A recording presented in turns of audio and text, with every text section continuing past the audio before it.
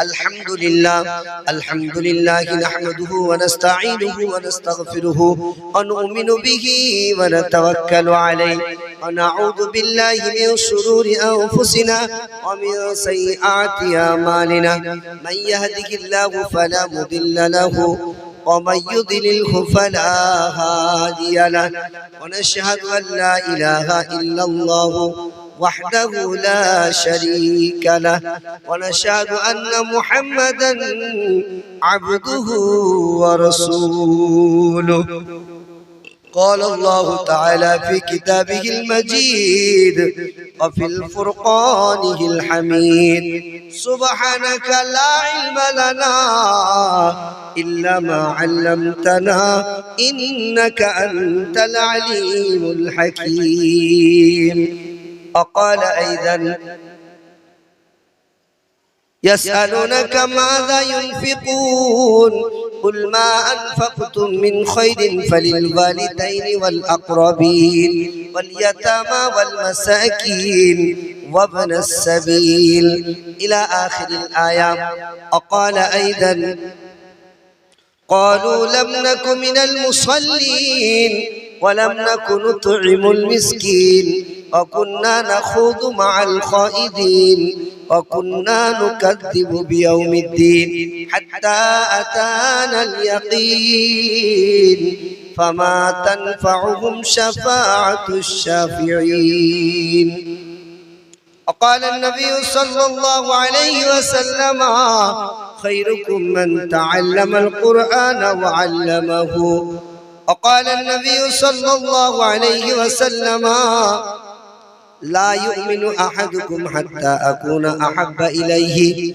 من والده وولده والناس أجمعين সকলে একবার দরুদ ইব্রাহিম পড়লেন আল্লাহুম্মা সাল্লি আলা মুহাম্মাদ ওয়া আলা আলি মুহাম্মাদ কামা সাল্লাইতা আলা ইব্রাহিম ওয়া আলা আলি ইব্রাহিম ইন্নাকা হামিদুম মাজিদ। সমস্ত প্রশংসার মালিক কে বাবা? জোরে বলুন কে? যিনি এখানে বসার তৌফিক দিয়েছেন তিনি কে? যদি আজকে এখানে আল্লাহ বসার তৌফিক না দিতেন আমরা বসতে পারতাম না। যা কিছুই করার মালিক, যা কিছু আমাদেরকে করাচ্ছেন তিনি হলেন কে? আল্লাহ।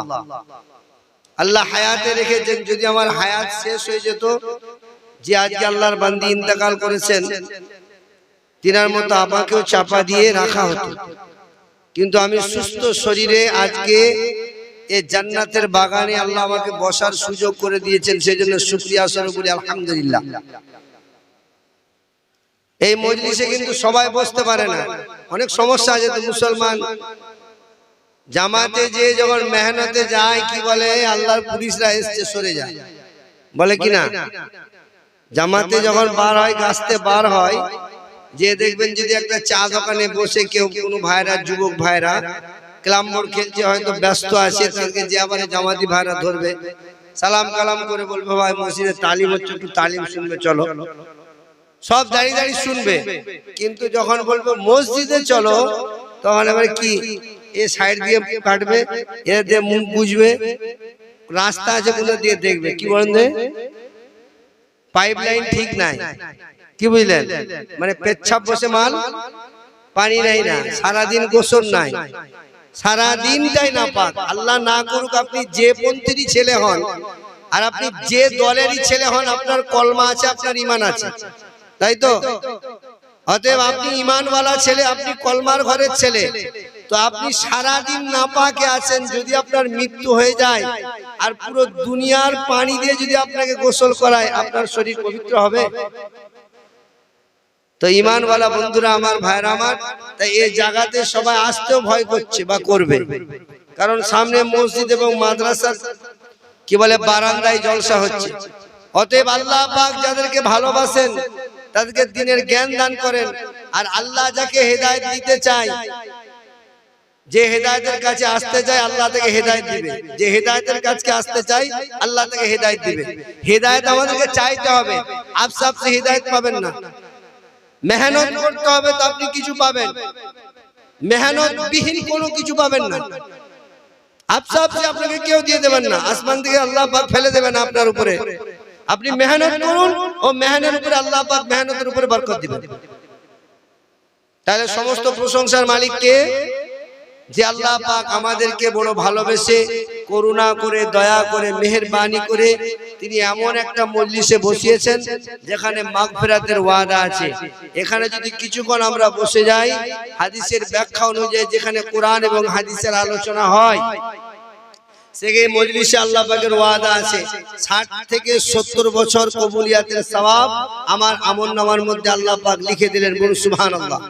আল্লাহ পাক রব্বুল আলামিন তাদেরকে সুযোগ দেন যারা হেদায়েতের কাছে আসতে চায়। তারপরে পরে শত কোটি দরুদ ও সালাম বর্ষিত হোক বিশ্বনবী, বিশ্বকবি, বিশ্ব প্রিন্সিপাল, রাহমাতাল লিল আলামিন, ইমামুল মুরসালিন, খাতামান নবিয়্যিন, যিনি কাঁদলে জাহান্নাম কাঁদে, যিনি হাসলে জাহান্নাম হাসে, সেই বিশ্বনবী, মানবতার প্রতীক, বিশ্ব রাসূল, আকে নাম, তাজদার মদিনা, আহদারে মদিনা, ইমামুল মুরসালিন, খাতামান নবিয়্যিন, মা আমিনার নয়নের মণি, মা খাদিজাতুল কুবরার কলিজার টুকরা বিশ্বনবী, যিনি আজও মদিনার বুকে উম্মতি উম্মতি বলে কাঁদছেন, তিনার রওজা মোবারকে শত কোটি দরুদ ও সালাম বর্ষিত হোক। সকলে বলুন সাল্লাল্লাহু আলাইহি ওয়াসাল্লাম। তারপরে জানাই আপনাদেরকে, আল্লাহ পাক রব্বুল আলামিন আমাদের সামনে কয়েকদিন পূর্বে, আজ 4-5 দিন পূর্বে, কি মাস রেখেছিলেন বাবা? রমজান মাস। রহমত, মাগফিরাত, নাজাত, এই তিনটে ক্যাটাগরিতে ভাগ করেছিলেন কিনা? রহমত, মাগফিরাত, নাজাত। আল্লাহ পাক রব্বুল আলামিন বান্দাদেরকে ডেকেছিলেন, চলে এসো বান্দা, প্রথম থেকে রহমত প্রাপ্ত হবে। আমরা গেছিলাম সবাই, যেতে পারি নাই। আল্লাহ বলছেন 10টা দিন বাদ দিলাম, মাগফিরাতের জন্য চলে আয়। গুনাহ করেছি, আমার কাছে চাইবি, মাগফিরাত করব আমি। 20 থেকে শুরু কর। মাগফিরাতের জন্য এসেছিলাম, আসি নাই। শেষে বলেছিলেন এবারে নাজাত দেওয়া হবে, বান্দা যা করেছিস, এবারে চলে আয়, আমার নাজাতটা নিয়ে নে। রহমত হাজির হতে পারি নাই, মাগফিরাত হাজির হতে পারিস নাই, অন্তত নাজাতটা আমার কাছে নিয়ে নে। গেছিলাম বাবা। কি গো চাচা, রোজা রেখেছো? না বাবা, রাখতে পারিনি। কি রে যুবক বন্ধু, রোজা রাখোনি কেন? শরীর তো ভালো, চেহারা তো ভালো। ভাই রাখবো 87 থেকে। কটা? 87 থেকে। বলে 87 থেকে রাখবো, তার মানে বুঝো দুটো হবে, আর যদি 3টে হয়ে যায় বলে তাহলে তো কষ্টই হবে। বুঝতে পারছেন? তাহলে রহমত, মাগফিরাত, নাজাত, প্রত্যেকটা জিনিসের একটা সিজন থাকে কিনা বাবা? হ্যাঁ, আলু সিজনে আলু ব্যবসায়ীদের নাওয়া খাওয়ার সময় থাকে না। কেউ বলে দুনিয়ায় এত ব্যস্ত, আমি পেচ্ছাপ বসার সময় নাই। কি নাই কি বলে দেয় মুখের সামনে, যা আসে। কি গো চাচা, সময় হচ্ছে না, নামাজটা পড়তে পারছো না? বাবা এত কাজ, কি আর বলবো বলো? 5 ঘোরার সময় নাই। তাহলে ঘুমায়ও না, বিবি বাচ্চার হক আদায় করে না, আর কিছুই করে না, সারাদিন শুধু ওই ব্যবসা নিয়ে পড়ে থাকে। মেরে মহতরম বুজুর্গ দোস্ত, কারণ সে জানে যে এই সিজনটা আমাকে কিছু কামিয়ে নিতে হবে, তাহলে সারা বছর তো আমার বেকার হয়ে যাবে। অতএব রমজান মাস আমাদের সামনে বিদায় নিল। 3টে ক্যাটাগরিতে আল্লাহ ভাগ করেছিলেন, রহমত, মাগফিরাত, নাজাত। একবারও যাই নাই।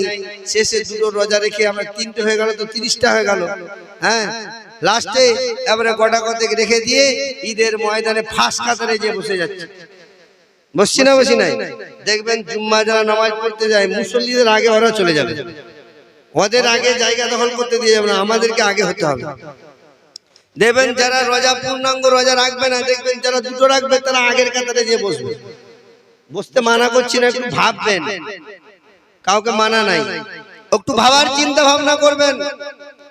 সারা রমজান মাস আমাদের সামনে অতিবাহিত হয়ে গেল। আল্লাহ পাক এত ডাকলেন, আল্লাহ পাক এইভাবে ডাকলেন, এসো, তোমাদের জন্য মাগফিরাত রেখেছি, নাজাত রেখেছি, রহমত রেখেছি, এসো। বান্দা ধরা দিল না। আল্লাহ রাসূল সাল্লাল্লাহু আলাইহি ওয়াসাল্লাম প্রথম সিঁড়িতে পা রেখে বললেন আমিন, দ্বিতীয় সিঁড়িতে পা রেখে বললেন আমিন, তৃতীয় সিঁড়িতে পা রেখে বললেন আমিন। সাহাবারা আশ্চর্যান্বিত হয়ে বললেন, ইয়া রাসূলুল্লাহ, কখনো জিন্দেগিতে এমন শব্দ শুনি নাই, আপনি কেন আমিন আমিন বললেন তিনবার? আল্লাহ রাসূল বললেন, যারা রমজান মাস পেল, নিজেদের গুনাহকে maaf করিয়ে নিতে পারলো না, সে ব্যক্তি ধ্বংস হয়ে যাক। আমি বললাম আমিন। হ্যাঁ গো, আল্লাহ রাসূল যদি আমিন বলে সেটা কবুল হবে কিনা? কতটা মজবুত হলো! শুধু ফেরেশতা বলে দিলেই তো যথেষ্ট ছিল, কিন্তু আল্লাহ রাসূল নিজে বললেন, এই ঈমানদার বান্দা বান্দিরা, আমার উম্মত উম্মতিরা শুনে নাও, তোমরা রমজান মাস পেলে নিজের গুনাহকে maaf করতে পারলে না, সে ব্যক্তি ধ্বংস হয়ে যাক। আমি বললাম আমিন। দ্বিতীয় বললেন, আমার নাম শুনে যে দরুদ পড়লো না, সে ব্যক্তি ধ্বংস হয়ে যাক। আমি বললাম আমিন। আল্লাহ রাসূলের যেখানে নাম শুনবো কি পড়তে হবে? সাল্লাল্লাহু আলাইহি ওয়াসাল্লাম। তালিমে যখন আসবে পড়বো, বক্তারা যখন আল্লাহ রাসূলের নাম করবেন তখনই পড়বো সাল্লাল্লাহু আলাইহি সাল্লাম। এবং তৃতীয়বার বললেন কি, যে ব্যক্তি মাতা পিতাকে পেল, অথচ দুজনের মধ্যে একজনকে পেল, তাদেরকে খুশি করে জান্নাতে যেতে পারলো না, সে ব্যক্তি ধ্বংস হয়ে যাক। আপনি বলুন আমিন। তাহলে এবারে চিন্তা করে দেখি আমরা কতজনের মধ্যে আছি, কতজন আমরা এর মধ্যে আছি। আদম শুমারিতে আমরা কিন্তু মুসলমান, আদম শুমারিতে আমরা মুসলমান, গুনতিতে মুসলমান, কিন্তু ঈমানওয়ালা বন্ধুরা আমার বলতে লজ্জাবোধ করে, আমাদের মধ্যে এমন কিছু খারাপি আছে যেটা যদি আমরা নিজেরা বিশ্লেষণ করি, আমরা যদি সমীক্ষা করে দেখি, আমরা আমাদের নিজের সমীক্ষাটা যদি করতে জেনে যাই, আমার জাত আমার কওমের সমীক্ষা যদি আমি করতে শিখে যাই, তাহলে আর কারো দিকে তাকানোর প্রয়োজন নয়। আমি আমার নিজের সমীক্ষা করতে শিখি। আমি কি নিজেকে মুসলমান রূপে দুনিয়াতে প্রতিষ্ঠিত করতে পেরেছি? এটা নিজেকে প্রশ্ন করে দেখুন। আল্লাহর কোরআন বলছেন, তুমি কি মুসলমান? কোরআনকে জানো? এ কোরআন তুমি বলো, তুমি ঈমানওয়ালা কি ঈমানওয়ালা নয়? ঈমান তোমার মধ্যে কতটা আছে? কোরআনকে প্রশ্ন করে বলো, এ কোরআন তুমি বলো, মুমিন কাকে বলে? ইমাম সাহেবের ঘরে জন্ম নিলেই মুমিন হওয়া যায় না, কাবা শরীফের পাশেই জন্ম নিলে মুমিন হওয়া যায় না, আর হাজী সাহেবের বাড়িতে জন্ম নিলেই মুমিন হওয়া যায় না। এমন অবস্থাতে আল্লাহর কোরআনকে জিজ্ঞাসা করে, কোরআন তুমি বলো মুমিন কাকে বলে? আল্লাহর কোরআন স্পষ্ট ভাষায় বলে দিচ্ছে, ইন্নামাল মুমিনুনা আল্লাযীনা ইযা যুকিরাল্লাহ ওয়াজিলাত কুলুবুহুম ওয়া ইযা তুলিয়াত আলাইহিম যাদাতুহু ঈমানা। সত্যিকারের মুমিন হলো তারা, আল্লাহর ভয়ে দিলটা কাঁপবে যারা। আল্লাহর ভয়ে দিল কেঁপেছে না দুনিয়ার মানুষের ভয়ে দিল কেঁপেছে? বলি ভাই, একটু চিন্তা করে দেখি, আজকে যদি ভারতবর্ষের প্রধানমন্ত্রী যদি ঘোষণা করে দেয়, একটা কোনো ঘোষণা করে দেয় যে ঘোষণাগুলো আমাদেরকে আতঙ্কের মধ্যে রাখে, হ্যাঁ, এই ডকুমেন্টস দিতে হবে, অমুক ডকুমেন্টস দিতে হবে, এটা দিতে হবে, ওটা দিতে হবে, সেটা দিতে হবে, সকাল থেকে দেখবেন আর কারো না খাওয়ার সময় থাকবে না, সব কম্পিউটার দোকানে ছুটবে, জেরক্সের দোকানে ছুটবে, এটা পাল্টাতে হবে, ওটা পাল্টাতে হবে, এটা করতে হবে, ওটা করতে হবে, আধার কার্ড ঠিক আছে ভুল ঠিক করতে হবে, নামের অক্ষরের ভুল আছে ঠিক করতে হবে। শুধু দুনিয়ার মানুষ একজন একটা দেশের একজন মহান দেশের একজন বড় লিডার, সে একটা ঘোষণা দিল যে এটা করতে হবে, সকাল থেকে না খাওয়া ভুলে যায়। কিন্তু মহান আল্লাহ পাক, যিনি সমস্ত জগতের মালিক, যিনি পুরো পৃথিবীর মালিক, যিনি ভূমণ্ডল, আসমান জমিন চন্দ্রগ্রহ দুনিয়া একটা বালুকণা, যত যা কিছু আছে সমস্ত জিনিসের একচ্ছত্র মালিক যিনি, সে আল্লাহ আপনাকে প্রত্যেকদিন 5 বার মসজিদের জন্য ডাকে, 5 বার আপনাকে মুসলমান কালমাওয়ালাকে ডাকে। কালমাওয়ালাকে কবার ডাকে বাবা? 5 বার। তোমার গার্লফ্রেন্ড যদি 5 বার মিস কল দেয়, কলটা ঘুরবে কিনা বলো? এই যুবকেরা বলো, ঘুরবে কিনা? যদি দেখবে মোবাইলে গার্লফ্রেন্ড নাই হোক, বন্ধু ফোন করলো, গার্লফ্রেন্ড বললে হয়তো একটু কেমন লাগবে, বন্ধু একজন বন্ধুকেও ফোন করলো, বন্ধু তোমাকে 2-3 বার ফোন করলাম, তুমি ফোনটা ঘুরালে না কেন? ভাই ঘুমিয়ে গেছিলাম, বড় ভুল হয়ে গেছে, সরি সরি সরি, বলবে কিনা? বলবে। অতএব তোমার আল্লাহ প্রত্যেকদিন তোমাকে 5 বার কল করে, হাইয়া আলাস সালাহ, নামাজের জন্য এসো, হাইয়া আলাল ফালাহ। নামাজ নাই, রোজা নাই, হজ নাই, যাকাত নাই, শুধু সুন্নত মুস্তাহাব নিয়ে মারামারি, ফাটাফাটি, হানাহানি, তাই তো? মেন জিনিস আমাদের মধ্যে নাই, নামাজ নাই। জিন্দগিতে নামাজ পড়বো না, বলবো জলসা করাতে হবে। কি বুঝলেন? নামাজ হোক আর নাই হোক, বছরে একবার জলসা করতে বেড়া পার, তাই নাকি? এরকম হাদিস আছে নাকি কোথাও? কোন আলেম, কোন উলামা বলেছেন? কোন দলের, কোন মতের, কোন পথের উলামা বলেছেন যে বছরে একবার জলসা করে দিবি, তোকে নিয়ে জান্নাতে ঢুকিয়ে দেবো? এখানে লোককে, জলসা কমিটিকে বলে দিয়েছে নাকি কেউ বক্তারা? ঈমানওয়ালা বন্ধুরা আমার, খুব ভালো করে ফলো করি, আল্লাহর হুকুম আগে মানি। একজন পার্টি কর্মী, দুনিয়ার উদাহরণ দিয়ে বলছি, একজন পার্টি কর্মী কেউ যদি বলে আমি তোমার দলের কর্মী, কোন একটা দলের, সে যদি প্রত্যেক দিন যায়, অফিসে বসে, তাদের সঙ্গে আলাপ আলোচনাতে থাকে, তবে তো তাকে কর্মী বলবেন গো। বিচক্ষণ মানুষ আপনারা যা বলবেন তো। আর সে যদি মাসের মধ্যে একবারও না যায়, হঠাৎ করে যে যদি বলে আমি তোমাদের কর্মী, তাকে মানবেন আপনারা? নিজের বিবেক দিয়ে চিন্তা করে দেখুন, না, কখনোই আপনারা মানবেন না। অতএব প্রত্যেক দিন আল্লাহ আপনাকে 5 বার ডাকে, হাইয়া আলাস সালাহ, নামাজের জন্য এসো, হাইয়া আলাল ফালাহ, এখানে তোমার কামিয়াবি আছে। আমি যুবকদেরকে একটা কথাই বলি, তাস খেলবে খেলো, জুয়া খেলবে খেলো, যা কিছু করবে করো, কিন্তু নামাজে চলো, কিন্তু নামাজে চলো। তাসও খেলো, নামাজও পড়ো। আপনি বলবেন এই কিরকম কথা হচ্ছে মৌলানা সাহেব, তাস খেলবে নামাজ পড়বে? হ্যাঁ, পড়ুক। আল্লাহ রাসূল বলেছেন, একজন এসে বললেন, ইয়া রাসূলুল্লাহ, আমি জিনা করি, আমি চুরি করি, আমি মিথ্যা বলি। আল্লাহ রাসূল সাল্লাল্লাহু আলাইহি ওয়াসাল্লাম বললেন, তুমি জিনা করো, চুরি করো, যাই করো না কেন, মিথ্যা বলো না, মিথ্যা বলো না। আল্লাহ রাসূল সাল্লাল্লাহু আলাইহি ওয়াসাল্লামকে কথা দিলেন, ইয়া রাসূলুল্লাহ, আমি মিথ্যা বলবো না। সে ছিল ডাকাতের সর্দার, তার ডাকাতের সব সঙ্গপঙ্গরা এসে বলল, হুজুর চলুন, ডাকাতির সময় হয়ে গেছে, আমরা ডাকাতির জন্য বেরিয়ে যাই। তখন ডাকাতের সর্দার বলল, আমি তো আল্লাহ রাসূলকে মিথ্যা বলতে পারবো না, কিভাবে আমি আল্লাহ রাসূলের সামনে মুখ দেখাবো আর বলবো আমি চুরি করতে গেছিলাম? না, যাব না। সঙ্গে সঙ্গে তওবা করলেন, ভাই তোমরা চলে যাও, আজ থেকে আমি তোমাদের দলে নই, তোমাদের দলে আমি নাই, তোমরা তোমাদের সর্দার নিযুক্ত করে নিবে, যাও। ছেড়ে দিলেন। কিছুক্ষণ পরে আল্লাহ রাসূলের দরবারে উপস্থিত হলেন।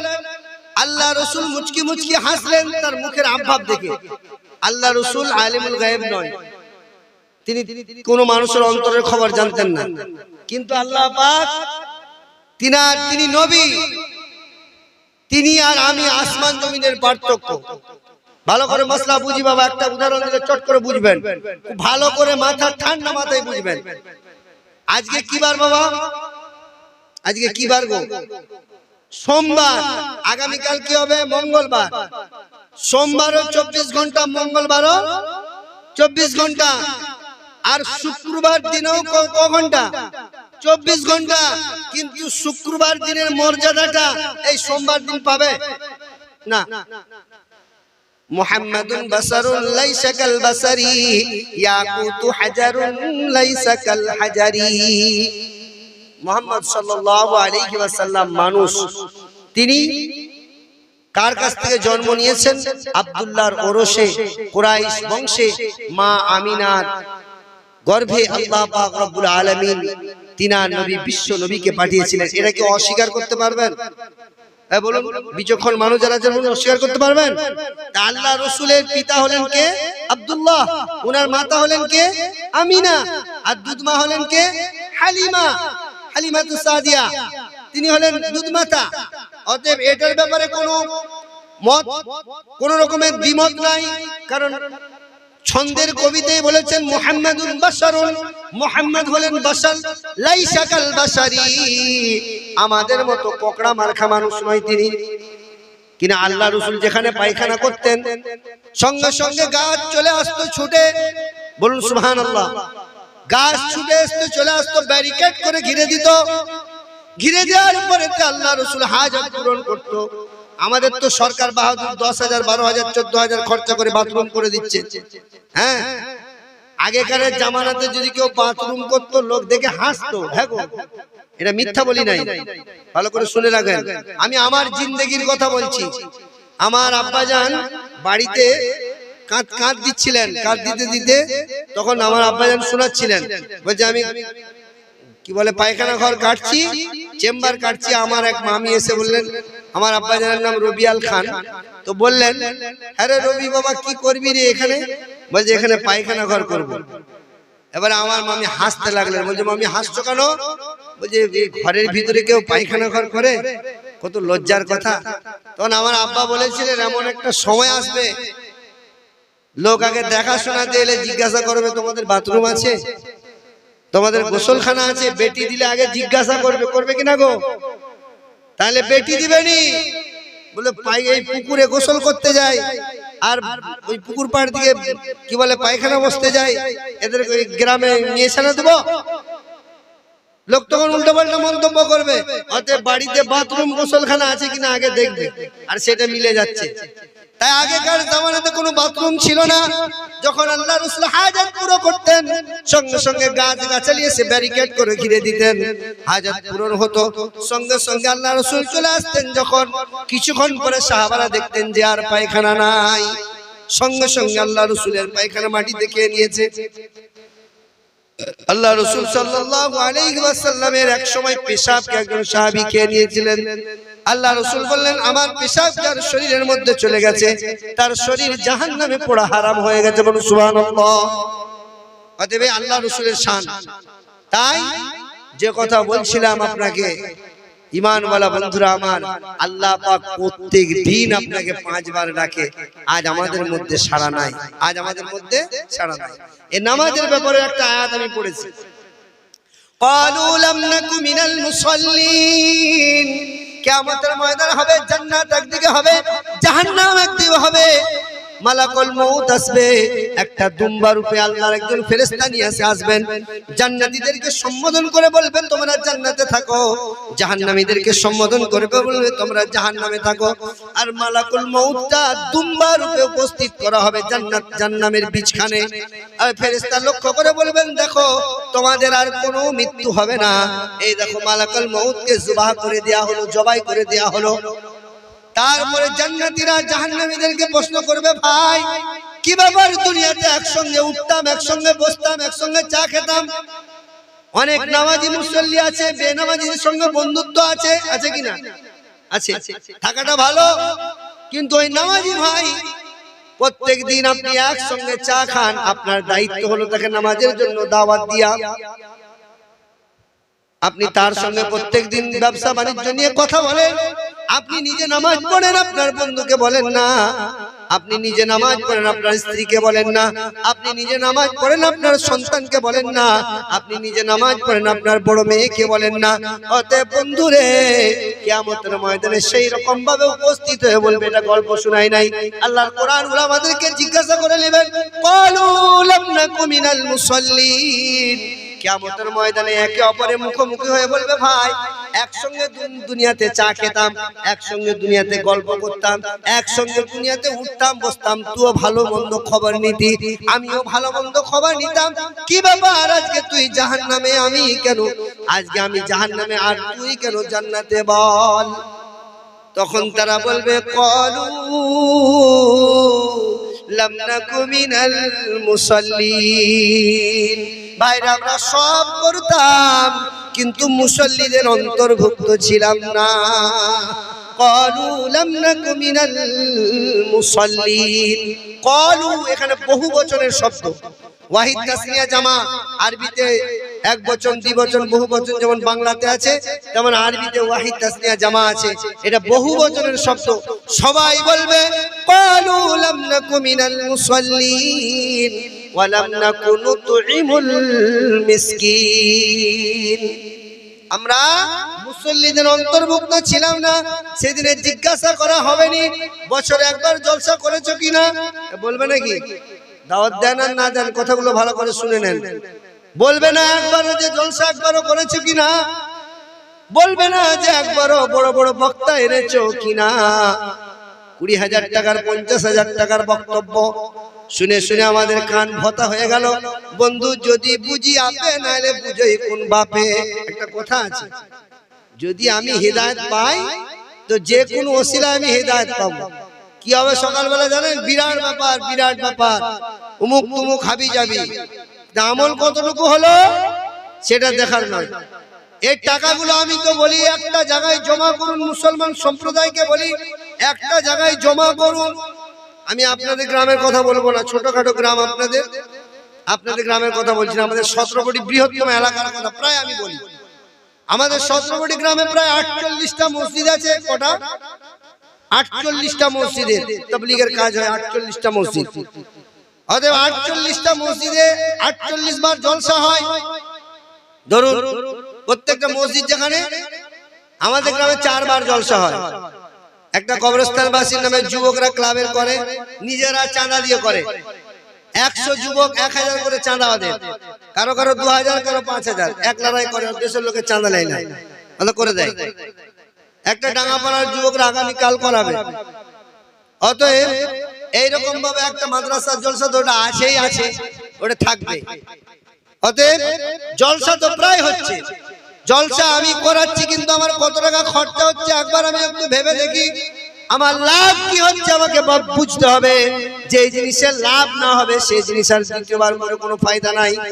ভালো করে মনে রাখবেন, একটা গ্রামে যদি 1000 বসতি হয়, যদি একটা ঘরে 1000 টাকা করে খরচা হয়, কত টাকা হবে বলুন? 10 লক্ষ টাকা খরচা আছে। শুধু খাওয়ার পেছনে কম করে ধরলাম। ওর যদি 2 ধরেন তাহলে 20 হবে, ওর যদি 3 ধরেন তাহলে 30 লাখ হবে। অতএব এত লক্ষ লক্ষ টাকা আমার ব্যয় হয়ে যাচ্ছে।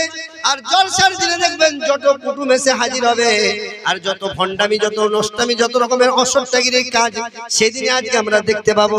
কিন্তু সে জলসা তো আর জলসার মতো হয় না। তাই কবি বলছেন, এ ভাবুক ভেবে দেখো বসে নিরালায়, গজব কেন রে দুনিয়ায়। এ ভাবুক ভেবে দেখো বসে নিরালায়, গজব কেন রে দুনিয়ায়। পুরুষ ছাড়া বাইরে চলে, ব্লাউজের হ্যান্ডেল খুলে। সত্যর কথা বলুন, মা বোনেদের আর হাতল আছে? এই সত্য কথা বলুন না। নাই, বলবে ফেরিওয়ালারা বলবে হাতল লাগিয়ে দিবে। ভালো করে বুঝে দেখেন দুনিয়া কত শেষের মুখে। এ ভাবুক ভেবে দেখো বসে নিরালায়, গজব কেন রে দুনিয়ায়। পুরুষ ছাড়া বাইরে চলে, মেয়েরা গান বলবে আমি একাই চলে যাব, একাই চলে যাব। মুসলমান সম্প্রদায় তোমাদেরকে কোথায় ফেলছে তোমরা জানো না। বন্ধন লোন এদের দিয়ে চলে কিনা? ওরে বাবারে চলে। একটা ছেলেকেও দিয়েছে কখনো লোন? টাকা দিবে মেয়েদেরকে, কে জমা দিবে? ও গ্রুপের ভিতরে একজনকে হেড করে দিবে। তুমি হলে হেড অফ দা ডিপার্টমেন্ট, তুমি সব টাকা আদায় করে দিবে আর আমার কাছে জমা করবে। মুসলমান, এই মুসলমান মা ও বোনেদেরকে পর্দার বার করানোর একটা বড় ইহুদি ষড়যন্ত্র, যারা পুরো পৃথিবীকে ছড়ি ঘোরাচ্ছে। আজ পুরো পৃথিবীতে ছড়ি ঘোরাচ্ছে যে দল, সেটা হলো ইহুদি। আর প্রত্যেকটা সিস্টেম ইহুদিবাদী সিস্টেম। এগুলো ভারতীয় যত ব্যাংকিং এর ব্যবস্থা আছে সব ইহুদিবাদী সংগঠন। ইহুদিরা যেভাবে চালাতে চায় সেভাবে পুরো ব্যাংকিং ব্যবস্থাটা চলে। ভালো করে বোঝার চেষ্টা করবেন। তাই কবি বলছেন, এ ভাবুক ভেবে দেখো বসে নিরালায়, গজব কেন রে দুনিয়ায়। পুরুষ ছাড়া বাইরে চলে, ব্লাউজের হ্যান্ডেল খুলে। মোটরসাইকেল এমনি চালাই, ধাক্কা মেরে সবার গায়। গজব কেন রে দুনিয়ায়। দেওর হলো গলার মালা, স্বামী দেখলে ঝালা পালা। নন্দাই হলে গল্প করে রোজ দুবেলা, এদিক ওদিক যায়। গজব কেন রে দুনিয়ায়। এহেলিয়া বেড়াতে যাচ্ছে নন্দায়ের সঙ্গে, হচ্ছে কিনা? পরিবেশটা ঠিক করুন। পরিবেশ আমাদেরকে ঠিক করতে হবে, তাহলে সব বরবাদ হয়ে যাবে। নামাজ, রোজা, তাহাজ্জুদ, যা কিছু ইসরাক, আবিন, চাষ যা পড়ছি সব কিন্তু জলাঞ্জলি হয়ে যাবে। বুঝতে পেরেছেন?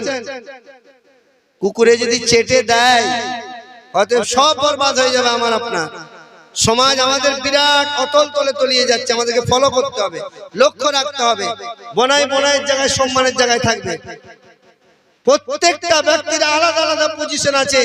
একটাই নারী চতুর্দিকে আমাদের তার সঙ্গে সম্পর্ক থাকে। একটা নারী রাতের বেলা আমার পাশে যে ঘুমায় তিনি হলেন আমার স্ত্রী। অতএব যার পায়ে কদম বুশি করি, যিনার দোয়া নিই তিনি হলেন আমার মা। অতএব যাকে আদর সোহাগ যত্ন ভালোবাসা দিই তিনি হলেন আমার বোন। যাকে আদর করে কোলে তুলে চুমা দিই তিনি হলেন আমার কন্যা। নারী কিন্তু শব্দটা নারী, কিন্তু আলাদা আলাদা জায়গায় আলাদা আলাদা পজিশন।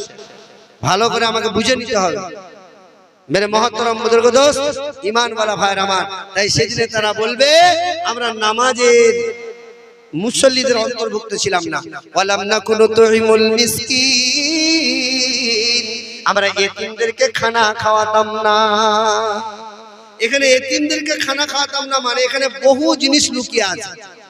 অনেক সময় দেখা যায় অনেকের বাচ্চা মারা, অনেকের আব্বা মারা গেছে, তার বড় ভাইয়ের অনেক জমি জায়গা, 10 বিঘা 15 বিঘা জমি ছোট্টবেলায় রেখে বাপ মারা গেছে। লাইন করে বুদ্ধি করে ভাইপোকে মানুষ করে তার নামে করে নিয়েছে। করেছে কিনা বহু লোক এরকম করে নিয়েছে রে বাবা, বহু লোক এরকম, বহু মানুষ ছোটবেলায় রেখে হয়তো বড় ভাই মারা গেছে কি ছোট ভাই মারা গেছে, তার ছোট ছোট বাচ্চাদেরকে মানুষ করতে হবে। ধরুন 2-3টে বাচ্চা হয়ে গেছে, অতএব তাদেরকে মানুষ করতে করতে তাদের সব জমি জায়গাগুলো তার নামে সব লিখে নিয়েছে বুদ্ধি করে কৌশল করে। এরকম একটা বিষয় আরো উল্লেখ করেছেন উলামারা। গনিমতের মালকে যখন নিজের বাপের মাল মনে করবে, এ সরকারি সম্পদ যা কিছু আছে বর্তমান সময় এটা গনিমতের মাল। ভালো করে শুনে রেখে দেন, সরকারি কোনো মাল যদি গরিবের অংশকে কেটে যদি আপনি রেখে দেন তো আপনার গরিবের মাল ভক্ষণ করা হবে, আপনার গুনাহ হবে, কাবিরা গুনাহ হবে। এ কোরআনের তথ্য অনুযায়ী ওয়ালাম নাকুনু তুইমুল মিসকিন, এতিমকে খানা খাওয়াও, এতিমদেরকে লক্ষ্য করো, এতিমদেরকে ফলো করো। ওয়ালাম নাকুনু তুইমুল মিসকিন ওয়া কুননা নাখুযু মাল খাইদিন ওয়া কুননা নুকাযযিবু বিয়াউমিদ্দিন। আর সব থেকে বড় কথা হলো কি, আমরা কিয়ামতকেই বিশ্বাস করতাম না ভাই। যে মৌলানারা তো বলছে সব সময় কিয়ামত হবে, কিয়ামত হবে, কিয়ামত হবে।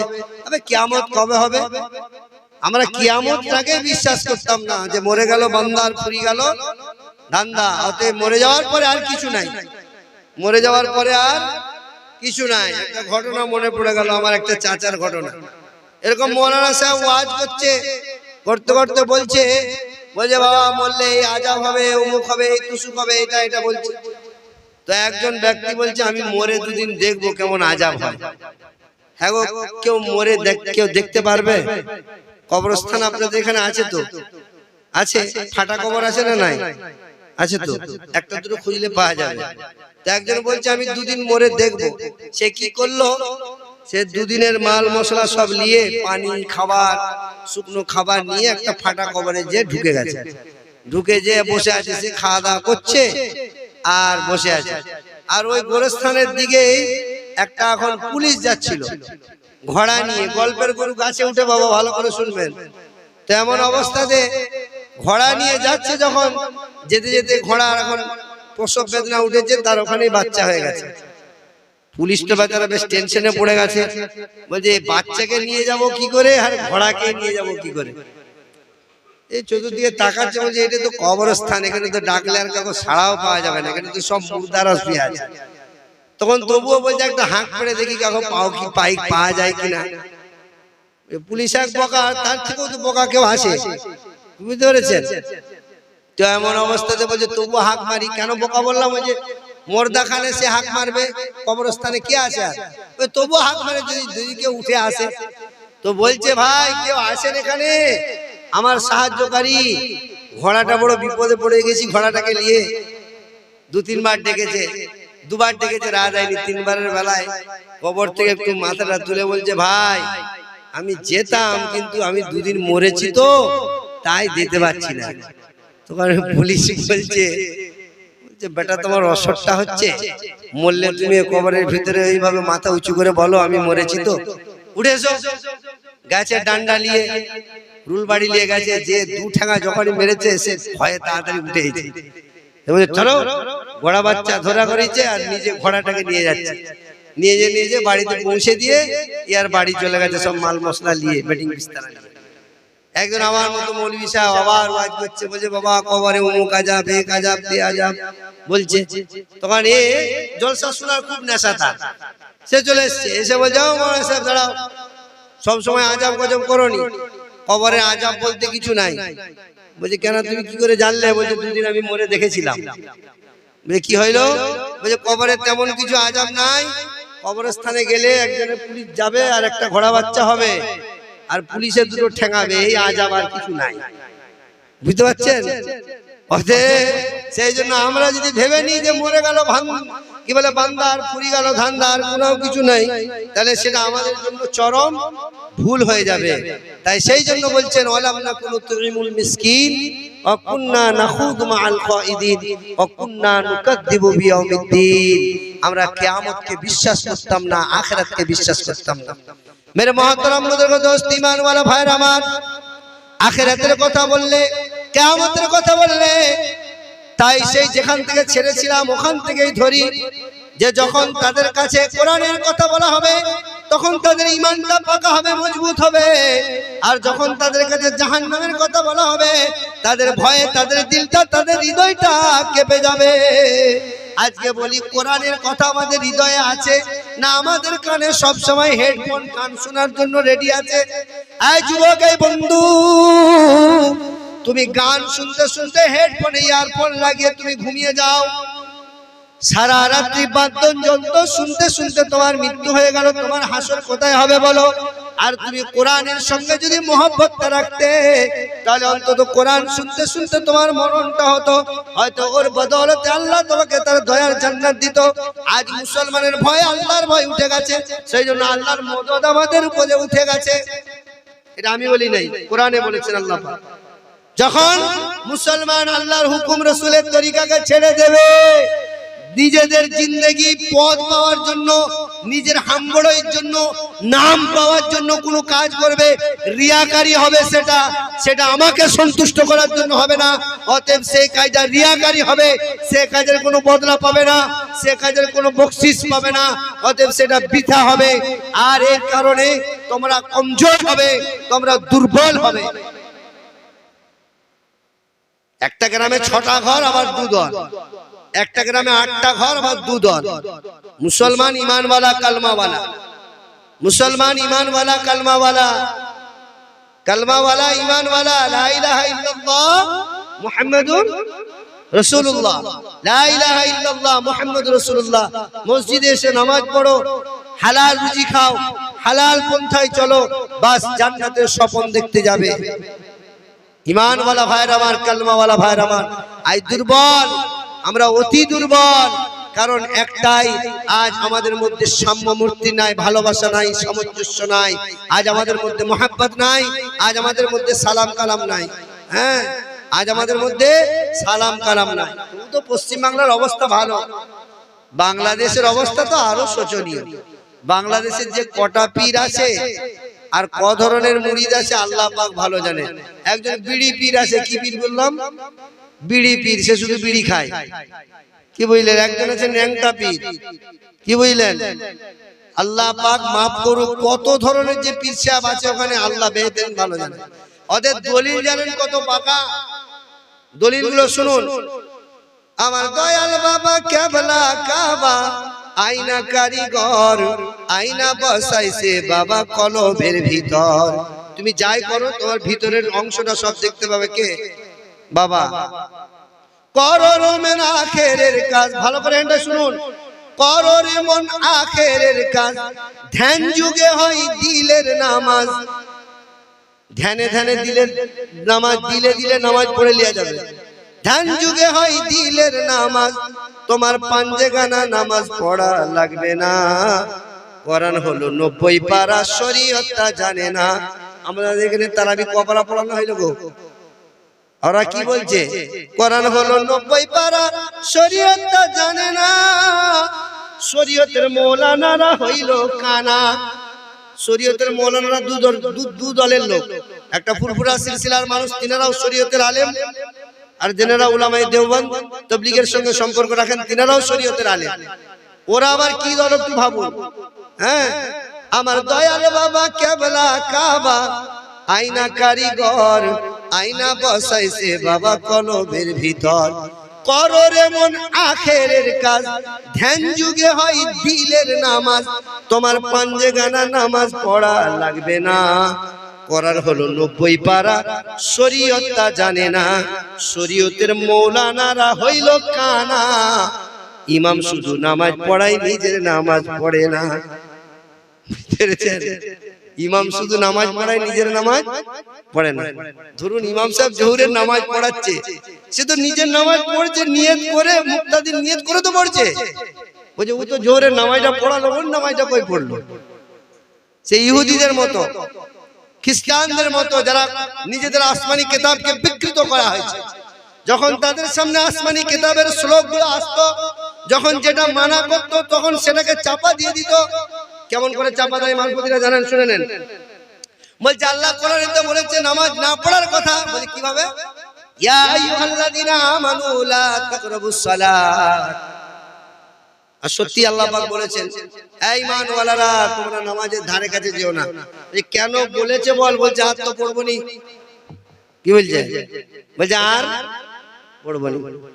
ইয়া আইয়ুহাল্লাযীনা আমানু লা তাকরাবুস সালাত, এই ঈমানওয়ালারা তোমরা নামাজের ধারে কাছে যেও না যখন তোমরা নেশাগ্রস্ত থাকবে, যখন তোমরা নাপাক থাকবে।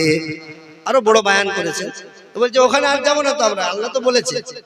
কেমন হচ্ছেন জানেন? সে কষ্ট করে শিখেছে, চাচা বুড়ো পড়া শিখেছে, অনেক কষ্ট করে বেচারে হাও মাও করে শিখেছে। একবার রোড কি বলে হাতে যাচ্ছে, এখান থেকে রেল স্টেশনে চেপে, ধরুন চন্দ্রকোনা রোডে চেপে বেচারা হাওড়া যাচ্ছে। হাওড়ায় যে প্ল্যাটফর্ম, বড় প্ল্যাটফর্ম নেমেছে, চতুর্দিকে সিসিটিভি ক্যামেরা ফ্যামেরা সব লাগানো আছে, কোথায় কি যাচ্ছে সব দেখতে পাওয়া যাবে। এটা সিটি জায়গা। সে এখন চাচার এখন গেদে পেচ্ছাপ লেগেছে, অনেকটা রাস্তা গেছে, তো মুততে তো হবে, কোথাও পেচ্ছাপ তো করতে হবে। কথা ভাষায় যাই বলুন, হ্যাঁ, হিসি করেলে আর পেচ্ছাপ করেলে আর মুতেলে একটাই ব্যাপার। তো চাচা মনে করছে এখানে পেচ্ছাপটা ফিরি, তো পেচ্ছাপ ফিরতে গেছে, যার আগে সেই লেখা বড় করে লেখা আছে, এইখানে কেহ পেশাব করিবেন না, পেশাব করিলে 500 টাকা জরিমানা। সে পড়ছে চাচা, এইখানে কেহ পেশাব করবেন না করিলে, দম শেষ, ওখানে দমটা শেষ হয়ে গেছে, পেশাব করবেন না করিলে 500 টাকা জরিমানা। চাচা ওখানে পড়েছে, বলছে না করলে 500 টাকা জরিমানা পড়ে যাবে, ওখানেই পেচ্ছাপ কর। ওখানেই পেচ্ছাপ করেছে, করার পরে এবারে ঘুরে এসেছে। ঘুরে আসার পরে পুলিশ আবার জিজ্ঞাসা করছে, বয়স্ক লোক তো লাঠি মারবে না। চাচা কি ব্যাপার, বয়স্ক মানুষ, একটু জ্ঞান করে কাজ করুন। কেন বাবা, কি হয়েছে? বলছে এই যে আপনি এখানে পেচ্ছাপ করলেন। বলছে পেচ্ছাপ করতে বলেছেন বলেই তো করেছি। বলছে কিভাবে? বলছে ওই তো লেখা আছে। বলছে লেখাটা পড়ুন। বলছে এইখানে কেহ পেশাব করিবেন না করিলে, দম শেষ, ওখানে করিবেন না করিলে 500 টাকা জরিমানা। বলছে চাচা তুমি পড়তে জেনেছো, কিন্তু দমটা কোথায় ছাড়তে হবে সেটা তুমি এখনো শিখোনি। আরে বাবা, লেখাপড়া অনেকে শিখে, অনেকে পড়তে জানে না, তো দেখবেন ঝড়ের মতো পড়ে যাবে। পড়তে জানলে হবে না, কোথাও কমা আছে, কোথাও পূর্ণচ্ছেদ আছে, কোথাও থামতে হবে, কোথাও রুখতে হবে, আছে কিনা? অতএব সেগুলো পড়ার সৌন্দর্য। অতএব চাচা ওখানে পড়তে জেনেছে বাচ্চারা খটর মটর করে, কিন্তু কিভাবে পড়তে হবে, কোথায় দম ছাড়তে হবে, ও মাল কিন্তু জানে না। সেই জন্য তাকে জরিমানা দিয়ে ফিরে আসতে হয়েছে। বুঝলে? সেই জন্য ভাইরা আমার, বাবাজিরা আমার, একটু ভাবি, একটু চিন্তা ফিকির করি আমরা। তাই কবি কি বলছেন, এই দুনিয়াটা তোমার আমার জন্য বড় ক্ষণস্থায়ীর জিন্দেগি। এমন একটা জিন্দেগি আসছে যে জিন্দেগিটা তোমার জন্য লা মাহদুদ জিন্দেগি হবে। সেখানে যাওয়ার পরে আর কোনো ফিরে আসার লাইন নাই। সেখানে যাওয়ার পরে সঙ্গে সঙ্গে তোমাকে প্রশ্ন করা হবে, মান রব্বুকা, তোমার রবকে বলো, তোমার আল্লাহকে বলো, তোমার রবকে বলো। রবের সঙ্গে সম্পর্ক যদি আমার না থাকে বন্ধু, আমি সেদিনে কিভাবে বলবো রব্বি আল্লাহ, আমার রব হলো আল্লাহ, আমার সৃষ্টিকর্তা হলো আল্লাহ। আল্লাহর সঙ্গে কানেকশন রেখেছি, আল্লাহর সঙ্গে সম্পর্ক রেখেছি, আল্লাহর হুকুমের সঙ্গে সম্পর্ক রেখেছি, ডাকতে পারিনি। তাই সেদিন আমার পার হবে না। যতই তটস্থ করুন, যতই মুখস্থ করুন, আর যতই নিজে হিফজ করে নেন, যদি আপনি আমলের মধ্যে না থাকেন, সেদিনে বেরোবে না, বেরোবে না, বেরোবে না, বেরোবে না। মান রব্বুকা, রব্বি আল্লাহ বেরোবে না। মা দিনুকা, দিনের সঙ্গে সম্পর্ক কি আছে তোমার?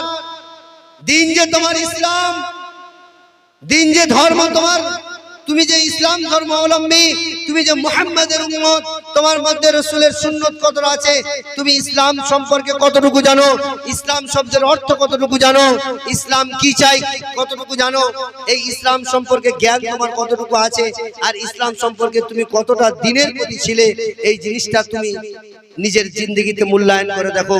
যদি না করো, সেদিনে বলতে পারবে না আমার দিন ছিল দিন, আমার দিন ছিল ইসলাম, এটা বলা সম্ভব হবে না। মান নবিয়ুকা, তোমার নবী কে ছিল, নবীর প্রতি মোহাব্বত কতটা, নবীর প্রতি ভালোবাসা কতটা, নবীর সুন্নত কতটা আমি মেনে চলি। 5 ওয়াক্ত নামাজিরাও কি আমরা সবাই মেনে চলি নবীর সুন্নত? না। বাড়িতে খাবার খাওয়ার আগে আগে আমি কখনো পাবন্দি করেছি, বলেছি বিবিকে যে দস্তরখান ছাড়া খানা দিবে না? বিবিকে বলি নাই। আর বিবির অভ্যাস নাই দেয়ার। যদি স্বামী 10 বার বলে যায় বিনা দস্তরখানে আমি খানা খাবো না, বিবির ভেজতে মাথাতে তার ব্রেনে এটা ঢুকে যাবে যে আমার স্বামী কি, বৌমা যদি থাকে বৌমাকে, বৌমা দস্তরখান মিলে আমাকে খাবার দিবে। যদি এদের কানে পৌঁছে দেওয়া হয়, তারা নিশ্চয়ই অভ্যস্ত হয়ে যাবে, নিশ্চয়ই তারা দিবে, কারণ তারা অভ্যাসের দাস। তাদেরকে যেভাবে অভ্যাস করাবেন সেভাবে তারা অভ্যস্ত হবে। কি বুঝলেন? যেভাবে তাদেরকে অভ্যাস করবেন সেভাবে অভ্যস্ত হবে। তাই নবীর সুন্নাত আমার মধ্যে আছে কি? একবার আল্লাহ রাসূল সাল্লাল্লাহু আলাইহি সাল্লাম মসজিদে নববীতে বসে আছেন, খাঞ্চা ভরা পেয়ালা এসেছে, খাবার এসেছে। খাবার আসার পরে আল্লাহ রাসূল বললেন খাবারটাকে সামনে নিয়ে যে রাখো। রাখার পরে তো ডাক দিলেন ইবনে মাসউদ, অন্যান্য সাহাবাদেরকে, আবু হুরায়রা, বড় বড় সাহাবীদেরকে ডাক দিলেন, এসো সবাই খাঞ্চা ভরা খানা খাচ্ছে, খানা এসেছে, আমরা কিছু খাবার খেয়ে নিই। প্রায় 2-4 দিন ধরে ভুকা আছি, বহুদিন পরে খাবার এসেছে, খাবার খেয়ে নেবো, চলো। আল্লাহ রাসূলের সাহাবা ইবনে মাসউদ রাদিয়াল্লাহু তাআলা আনহু কাঁদছেন, ইয়া রাসূলুল্লাহ, ইয়া হাবিবাল্লাহ, আজকে দুনিয়ার খানচাতে প্লেটে আজকে আপনি খানা দেওয়ার জন্য আমাকে ডাকছেন। আজকে বলুন কিয়ামতের ময়দান হবে, হাসরের ময়দান হবে, যখন কেউ কাউকে চিনবে না, কেউ কারো পরিচয় দেবে না, ইয়া রাসূলুল্লাহ, সেই দিনে থেকে আপনি আমাদেরকে কাছে রাখবেন। আল্লাহ রাসূল ইবনে মাসউদকে জড়িয়ে ধরলেন। ইবনে মাসউদ খুব খাটো-খাটো ছিলেন, জোকার টাইপের, এত ছোট ছিলেন, যখন খেজুর গাছে উঠতেন সাহাবারা হাসতেন। আল্লাহ রাসূল সাল্লাল্লাহু আলাইহি সাল্লাম বলেছেন, ও আমার সাহাবারা, ইবনে মাসউদকে দেখে তোমরা হেসো না, কারণ ইবনে মাসউদের এত ইলম আছে, এত জ্ঞান আছে, পুরো পৃথিবীর জ্ঞানকে যদি একত্রিত করা হয়, ইবনে মাসউদের জ্ঞানের সমান হবে না। বলুন সুবহানাল্লাহ। এত বড় মর্যাদা ছিলেন আমার সাহাবারা। ইবনে মাসউদকে দেখে হেসো না, উহুদ পাহাড়কে যদি এক পাল্লায় রাখা হয়, আর ইবনে মাসউদের ওই খাটো-খাটো পাকে যদি এক পাল্লায় রাখা হয়, ইবনে মাসউদের পাল্লা ভারী হয়ে যাবে। এত মর্যাদা সম্পন্ন সাহাবী ছিলেন। আল্লাহ রাসূল সাল্লাল্লাহু আলাইহি সাল্লাম কোথাও একদিন সফর করছেন, কোথাও একদিন যাচ্ছেন, যেতে যেতে ইবনে মাসউদকে লক্ষ্য করে, পুরো জামাতকে লক্ষ্য করে বললেন, ও আমার সাহাবারা, কোরআনের মধ্যে সবথেকে আশ্চর্যজনক আয়াত কোনটা বলো? আল্লাহ রাসূল সাল্লাল্লাহু আলাইহি সাল্লাম প্রশ্ন করার পরেতে কিছুক্ষণ পরে মাইক পিছন থেকে আওয়াজ আসলো, ফামাই ইয়ামাল মিসকালা যাররাতিন খায়রান ইয়ারা ওয়া মান ইয়ামাল মিসকালা যাররাতিন শাররান ইয়ারা। আল্লাহ রাসূল সাল্লাল্লাহু আলাইহি সাল্লাম বসে গেলেন। যাওয়ার পরে তো বললেন, কে বললো বলো? ইবনে মাসউদ রাদিয়াল্লাহু তাআলা ভয়ে ভয়ে উত্তর দিলেন, ইয়া রাসূলুল্লাহ, আমি বলেছি, আমি বলেছি। আল্লাহ রাসূল বললেন সব থেকে কোরআনের মধ্যে আশ্চর্যজনক আয়াত হচ্ছে ফামান ইয়ামাল মিসকালা যাররাতিন খায়রান ইয়ারা ওয়া মান ইয়ামাল মিসকালা যাররাতিন শাররান ইয়ারা।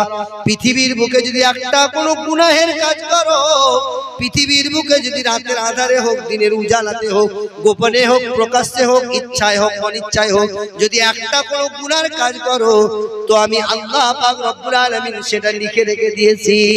ওয়া ইয়ামাল মিসকালা যাররাতিন শাররান ইয়ারা, ভালো কাজ করলে আমি আল্লাহ পাক তোমাদের জন্য লিখে রেখে দিয়েছি, আর কোন নোংরা কাজ করলে গুনাহের কাজ করলে সেটাও লিখে রেখে দিয়েছি। কিয়ামতের ময়দানে দপ্তর দিয়ে দেওয়া হবে, দপ্তর দিয়ে দেওয়া হবে, 99টা দপ্তর হবে, সব পড়তে পারবে বন্ধু, সব পড়তে পারবে। দুই কান্দে দুই মহুরি লিখিতেছেন ডায়েরি। কে বসে আছে গো? কিরামান কাতিবিনা ইয়ালামুনা মা তাফআলুন। কোথায় যাবেন? ভয় করছে মুসলমান, দোকানে ঢুকলে চুরি করলে ধরা পড়ে যাবে। কেন? সিসিটিভি ক্যামেরা আছে, বলছে কি না?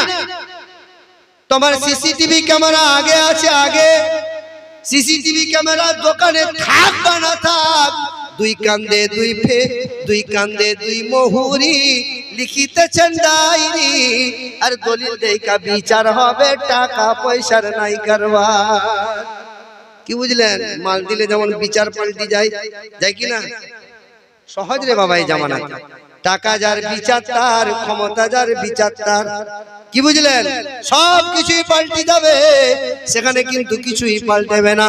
তাই কবি বলছেন দুই কান্দে দুই মহুরি লিখিতেছেন ডায়েরি, দলিল দেখা বিচার হবে, টাকা পয়সার নাই কারবার। সেই দিনেতে ফেরেশতা লিখবে, ফেরেশতা বসে আছে, তারা লিখে নিবে আল্লাহ এই অমুক গুনাহটা করেছিল, এই অপরাধটা করেছিল। যেমন আমরা দুনিয়াতে জুলুমবাজি করছি, আখিরাতে যেও সেখানে আল্লাহর কাছে তর্ক করব। কি বুঝলেন? যে আল্লাহকে বলবো আল্লাহ তোমার ফেরেশতা হুড়ি করে লেগে দিয়েছে বেশি গুনাহ। কি বুঝলে? যেমন চা দোকানে চা খেলে বলবে এত আমার হয়নি রে, একটু বেশি করে লিখে দেওয়া হয়েছে, হুড়ি করা হয়ে গেছে। সেদিনে বান্দাও যে সেখানে তকল্লুমি করবে, তর্ক করবে, আল্লাহ আপনার ফেরেশতারা আপনি আমাদের উপরে জুলুম করেছে, বেশি গুনাহ লিখে ফেলেছে, আমরা এত গুনাহ করিনি। আল্লাহ বান্দা এত গুনাহ করনি না। হ্যাঁ, আল্লাহ পাক রব্বুল আলামিন সুন্দর ভাষাতে পবিত্র কালামুল্লাহ শরীফে বলেছেন, কি বলেছেন? যে তোমাদের জবানকে মোহর মেরে দেওয়া হবে, আল-ইয়াওমা নাখতিমু আলা আফওয়াহিহিম ওয়া তুকাল্লিমুনা আইদিহিম ওয়া তাশহাদু আরজুলুহুম বিমা কানু ইয়াকসিবুন। জবানটাকে বন্ধ করে দেওয়া হবে, হাত বলবে আল্লাহ অমুক গুনাহটা করেছিল, পা বলবে আল্লাহ অমুক গুনাহটা করেছিল। প্রত্যেকটা অঙ্গ প্রত্যঙ্গ আপনার সাক্ষী দিয়ে দেবে, সেদিন তো আর অস্বীকার করতে পারবেন না বন্ধু। সেই জন্য আজ থেকে নিজেকে পরিবর্তন করার চেষ্টা করুন, কারণ যদি না আমরা নিজেদেরকে পরিবর্তন করতে পারি তাহলে ওয়াজের মাধ্যমে কখনো পরিবর্তন হব না, আর হতেও পারবো না। চেষ্টা করতে হবে, আমাদেরকে তওবা করতে হবে। আল্লাহ তাআলা বলছেন বান্দারে সব থেকে বড় ভালোবাসি আমি তোকে বান্দা। 100% ভালোবাসার মধ্যে 1% ভালোবাসা পুরো পৃথিবীর মানুষ জন্তু জানোয়ার যা কিছু আছে সবারই মধ্যে 1% ভালোবাসা আমি দিয়েছি। এই 1% ভালোবাসা আমি পুরো সবাইকে ছড়িয়ে দিয়েছি। একটা গরুর বাচ্চা যদি হয়, গাভীর কাছে আপনি যেতে পারবেন না, কারণ জানে আমার বাছুরের ক্ষতি করে দেবে, আপনার কাছে তেড়ে আসবে। একটা যদি সাপে বাচ্চা ফুটায়, কোনো জায়গায় দেখবেন বাচ্চা যদি ফুটায়, কথা বাংলায় বলছি, বাচ্চা যদি ফুটায়, যদি ওই এত দূরে সাপের বাচ্চা ফুটায়, যদি আবার কেলে খরিস হয় অর্থাৎ কেউটে হয়, তার গর্জন তো আবার আলাদা হয়। অতএব তার কাজকে যাওয়ার মতো কারো সাধ্য নাই, কারণ সে একটা আলাদা মুভমেন্টে আছে। প্রত্যেকটা জীব জন্তু, মানুষ হোক কিংবা পাখি হোক কি জন্তু জানোয়ার হোক, যাই হোক না কেন, তার সন্তানকে কতটা ভালোবাসে, তার আত্মীয়কে কতটা ভালোবাসে, 1% ভালোবাসা সবার মধ্যে দিয়েছি। বান্দা কিয়ামতের ময়দান হবে, হাসরের ময়দান হবে, আমি আল্লাহ পাক রব্বুল আলামিন বান্দাদের আমলনামাগুলো খুলে দেখব। এবং আল্লাহ পাক নূরের পর্দাকে খুলে দিয়ে বান্দাকে কাছে ডাকবেন, দেখে একটা নূরের পর্দা দিয়ে বলবেন, গোপনে জিজ্ঞাসা করবেন, বান্দা এই গুনাহটাকে করেছি কিনা বল। আল্লাহ কতটা মেহেরবান শুনে না, বান্দাকে লক্ষ্য করে বলবে, বান্দা এই গুনাহটা করেছে কিনা বল। বান্দা তখন বলবে, আল্লাহ এই গুনাহটা করেছি। বলবে, এই গুনাহটা করেছি কিনা বল। বলবে, আল্লাহ করেছি। এই গুনাহটা করেছি কিনা বল। হ্যাঁ আল্লাহ করেছি। বলছে, যেমন গুনাহ করার পরে দুনিয়াতে আমি গুনাহকে গোপন রেখেছিলাম, আমি আল্লাহ পাক আজ এখানেও তোর গুনাহকে গোপন রাখলাম। বলুন সুবহানাল্লাহ। এত বড় দয়ালু আল্লাহ পাক, তার মেহেরবানিতে করুণাতে আল্লাহ পাক নিজ গুণে তাকে হয়তো ক্ষমা করে তিনার দয়ার জান্নাত নসিব করবেন। তা আজ থেকে আমরা নিজেরা নিজেদেরকে পরিবর্তন করি, সঠিক পথে চলার জন্য নিজেদেরকে তৈরি করি। যদি আমি নিজেকে নিজে না তৈরি করতে পারি, আমি নিজে পরিবর্তন হয়, চেঞ্জ হয়, আমাকে কেউ পারবে না।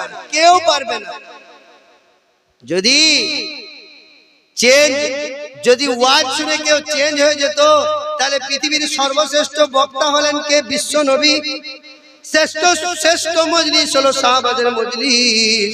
তাদের ভিতরে মুনাফিক থাকতো না, থাকতো? তাদের ভিতরে কাফের থাকতো না। নিজের চাচা ঈমান আনে নাই, নিজের জিন্দেগিটা ভাইপোর পিছনে কাটিয়ে দিয়েছে। আল্লাহ রাসূলের চাচা কোথাও খবর পেয়েছে মুহাম্মদকে মারা হচ্ছে সাল্লাল্লাহু আলাইহি সাল্লাম, সঙ্গে সঙ্গে মুহূর্তের মধ্যে ছুটে চলে গেছে, যে বিশ্ব রাসূলের উপরে শুয়ে পড়েছে। পড়ে বলছে, আমাকে যত খুশি মার, আমার কলিজার টুকরা ভাইপোর গায়ে কিন্তু হাত দিবি না। এত মেহনত করেছে, এত কষ্ট করেছে। শেষের বেলায় আল্লাহ রাসূল যে চাচাকে বলছে, চাচা একবার পড়ে দাও লা ইলাহা ইল্লাল্লাহ, কিয়ামতের ময়দানে আমি আল্লাহর সঙ্গে বুঝে নেব। ধমক এসেছে আল্লাহ রাসূলের কাছে, এই নবী, আপনাকে আমি দারোগা পাঠাই নাই, আপনাকে হেদায়েতের জন্য, আপনাকে বলার জন্য পাঠিয়েছি। আপনি শুধু বলতে থাকুন, হেদায়েতের মালিক হলাম আমি। অতএব যদি নবীদের হাতে হেদায়েত থাকতো, তাহলে আল্লাহ রাসূলের চাচা হেদায়েত পেয়ে যেত। নবীদের হাতে যদি হেদায়েত থাকতো, নবীর বেটা কেনান হেদায়েত পেয়ে যেত। নবীর হাতে যদি হেদায়েত থাকতো, নবীর বাপ ইব্রাহিমের বাপ আজর হেদায়েত পেয়ে যেত। বন্ধুরে, কোনো আলেম উলামার হাতে, কোনো মৌলবী মোল্লা ফকিরের হাতে, পীরের হাতে হেদায়েত নাই। ভালো নসিহত সে দিতে পারে, ওয়াজ করতে পারে, ভালো সে কোনো পদ বলে দিতে পারে, কিন্তু হেদায়েতের মালিক হলেন আল্লাহ। এটা আমাকে মনে রাখতে হবে। আমরা কবে পরিবর্তন হব, কবে আমরা মসজিদের মুসল্লি বানবো? হ্যাঁ, আজ বিশ্ব বড় সংকটময়। মুসলমান আজকে বড় সংকটময় অবস্থাতে আমরা পৌঁছে গেছি। ফিলিস্তিনের দিকে লক্ষ্য করে দেখুন, এমন কোন দিনটা নাই যে সেখানে মানুষ মরেনি, এমন কোন দিনটা নাই যে সেখানে বহু মায়ের কোল উজাড় হয়নি, এমন কোন দিনটা নাই যে একটা যুবক শহীদ হয়নি। অতএব প্রত্যেক দিন তাদের উপরে নির্মমভাবে অত্যাচার চলছে। বিশ্ব আজ পুরো বিশ্ব স্তব্ধ, কারণ সব মানুষ তার কিছু নিয়ে রেখেছে। যে কথাটা বলছিলাম, যে পুরো পৃথিবীর বুকে ছড়ি ঘোরাচ্ছে যে ইহুদি রাষ্ট্র ইসরায়েল। আপনি বাজারে কি খাবেন, সব কিছু ইসরায়েলের প্রোডাক্ট। আপনি কোল্ড ড্রিঙ্কস খাবেন, কি খাবেন? কোকাকোলা, ইসরায়েলের প্রোডাক্ট। পেপসি, ইসরায়েলের প্রোডাক্ট। কি খাবেন? ওরেল বি, দাঁত মাজবেন, ব্রাশ, ইসরায়েলের প্রোডাক্ট। চকলেট খাবেন, কিটক্যাট, কার প্রোডাক্ট? ইসরায়েলের প্রোডাক্ট। আপনি কোথায় যাবেন? পুরো দুনিয়াকে, বিশ্বকে হাতের মুঠে তারা রেখেছে। সেই জন্য ঈমানওয়ালা বন্ধুদেরকে বলবো, আমরা নিজেরা নিজেদেরকে চেঞ্জ করি, আমরা নিজেরা নিজেদেরকে সচেতন করি। একটা নাত আমি পড়বো, ইনশাআল্লাহ শেষের দিকে আমি এগিয়ে যাব ইনশাআল্লাহুল আজিজ। আমারও সময় হয়ে এসেছে, আর আমিও সামনের দিকে এগিয়ে যাব। আল্লাহ পাক রব্বুল আলামিন আমাদের সকলকে শোনার থেকে বেশি বেশি আমল